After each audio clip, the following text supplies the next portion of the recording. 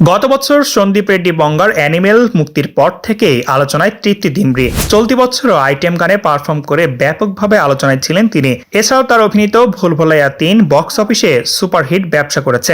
Internet movie database বা IMDb'র সাম্প্রতিক জরিপ বলছে জনপ্রিয়তায় তিনি দীপিকা পাড়ুকোনকেও ছাড়িয়ে গেছেন। 2024 সালের সবচেয়ে জনপ্রিয় ভারতীয় তারকা তালিকা প্রকাশ করেছে IMDb। এই তালিকায় সবচেয়ে এগিয়ে আছেন তৃপ্তি ডিমরি, তালিকায় 2-এ আছেন দীপিকা পাড়ুকোন। এমন স্বীকৃতি পেয়ে আনন্দিত অভিনেত্রী। তৃপ্তি বলেন, IMDb'র এই তালিকায় থাকা আমার জন্য খুবই সম্মানের। এটা আসলে আমার কঠোর পরিশ্রমের স্বীকৃতি। আমার এই কঠিন সফরে পাশে থাকায় সবার প্রতি কৃতজ্ঞতা। চলতি বছর তৃপ্তি ডিমরিকে দেখা গেছে 3টি সিনেমায়। এগুলো হলো ব্যাড নিউজ, ভিকি অর বিদ্যা কাহুয়ালা ভিডিও ও ভুলভুলাইয়া 3। কিন্তু তৃপ্তির এই জনপ্রিয়তার রহস্য কি?